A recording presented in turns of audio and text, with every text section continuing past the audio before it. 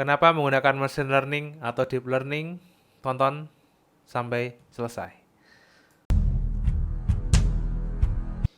Ya, assalamualaikum warahmatullahi wabarakatuh. Selamat datang di tutorial deep learning atau tutorial TensorFlow bersama saya Mark Kenji. Nah, kali ini kenapa menggunakan machine learning atau deep learning? Nah, alasannya kenapa? Oke, alasan yang bagus ya. Kenapa tidak? Karena itu adalah salah satu teknologi untuk apa ya?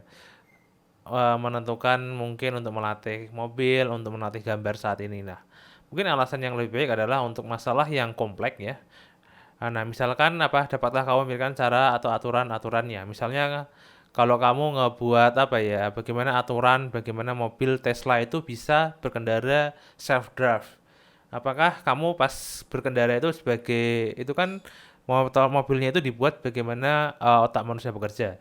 Nah, apakah ketika teman-teman mengendarai mobil atau motor, apakah teman-teman mikir? Tentu enggak kan? Itu udah kayak apa ya? Oh, ini ada tanda itu udah kayak ada naluri gitu. Udah ada naluri manusiawi untuk mengendarai seorang rider. Ya itu. Sebentar, sorry. Saya terlalu bersemangat. Nah, kemudian aku pikir kamu dapat ini penjelasan tentang machine learning ya. Aku pikir kamu dapat menggunakan ML untuk semua hal, asalkan bisa merubah hal itu atau sesuatu itu menjadi angka-angka ya, dan memprogramnya untuk menemukan pola. Nah, sebenarnya ini dapat semua hal ya yang kamu dapat jadikan input dan menjadikan output dari alam semesta ini. Ya, contoh sederhananya dalam mungkin ketika kalian ngerjain klasifikasi, kalian mungkin akan dapat data tentang kota-kota, kota A, B, C, D, D. Nah, kemudian kalian one hot atau mungkin kalian rubah secara manual menjadi angka-angka tertentu sehingga kalian tahu polanya. Asalkan sesuatu itu bisa dirubah dari angka, kemudian kalian mencari polanya dan tentu kalian melakukan prediksi. Itu adalah gambaran tentang machine learning ya, teman-teman. Nah, jika kamu dapat membuat sistem yang sederhana tanpa membutuhkan machine learning, lakukanlah. Jadi intinya ketika kalian bisa ngebuat sesuatu yang sistem ya, mungkin sederhana tanpa machine learning, kenapa enggak? Jangan mempersulit diri kalian sendiri ya teman-teman ketika sesuatu itu harus berkaitan dengan machine learning, karena enggak semua sesuatu itu harus kalian selesaikan dengan machine learning.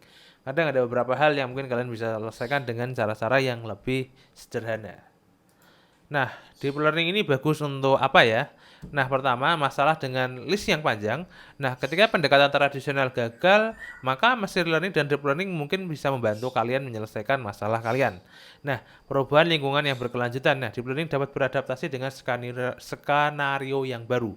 Jadi, ketika ada data baru yang masuk atau apa, jadi di deep learning ini bisa langsung belajar sendirinya. Nah, untuk menemukan insight dengan skala data yang besar. Nah, dapatkah kamu bayangkan ya ketika coba membuat aturan-aturan atau resep secara manual dengan 101 perbedaan saja. Nah, tentang jenis makanan yang kamu suka, apakah kamu dapat membuatnya? Tentu saja enggak ya, karena itu cukup melelahkan dan memakan waktu.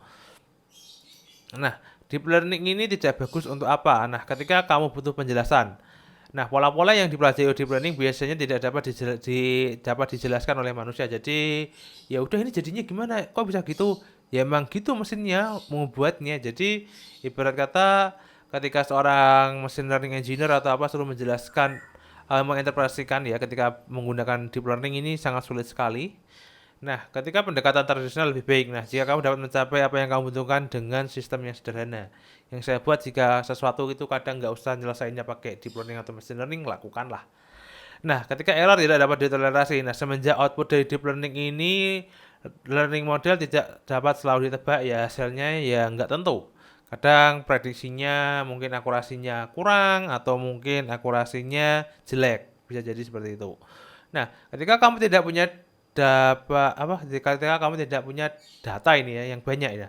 Deep learning model biasanya membutuhkan data yang banyak ya untuk menghasilkan sesuatu yang bagus. Jadi nanti mungkin kita akan coba ya bagaimana kalau deep learning itu pakai data yang sedikit, hasilnya apakah akan bagus apa enggak. Nah, di sini ada machine learning versus deep learning ya. Nah, machine learning biasanya itu menggunakan struktur data ya, ada kolom dan baris. Di sini ada fitur 1, fitur 2, nyebutnya fitur biasanya fitur 3, fitur 4 dan mencari harga. Dan biasanya terstruktur, biasanya pakai SQL, Structured Query Language, atau di CSV kayak gini. Nah, sedangkan deep learning itu ngurusin apa ya? Di sini ada data suara, ada data makanan, ada deep learning, ada tentang apa? Di sini ada tweet dari seseorang. Ini nyelesainnya pakai deep learning, biasanya untuk unstructured data. Oke. Nah, di sini, machine learning versus deep learning. Nah, biasanya di sini machine learning itu menggunakan random forest, naive bayes, nearest neighbor, support vector machine, dan banyak lagi. Nah, ini biasanya disebut sebagai swallow algorithm atau algoritma yang dangkal ya untuk belajar. Tapi biasanya ini yang dipelajari teman-teman ketika kalian ambil bootcamp atau apa, biasanya dipakai yang ini. Nah, sedangkan untuk apa ya? Deep learning sendiri ada neural network, fully connected neural network, convolution neural network, dan recurrent neural network. Nah, di sini biasanya ya lebih dalam ya, biasanya pakainya with TensorFlow atau keras, biasanya pakainya keras, tapi di sini kita pakainya TensorFlow aja. Nah, struktur data dan unstructured data. Nah, berdasar depending how you represent your problem, mining algorithm can be used for both. Jadi ada beberapa kasus ya, ketika kedua algoritma ini dapat digunakan bersamaan. Hanya ada beberapa kasus saja, tapi itu jarang banget ya teman-teman. Nah, itu dulu materi kali ini. Jangan lupa like dan subscribe. Jika ada yang mungkin ditanyakan, silakan lempar di kolom komentar. Feel free untuk tanya yang aneh-aneh. Saya Mark Kenji undur diri. Wassalamualaikum warahmatullahi wabarakatuh.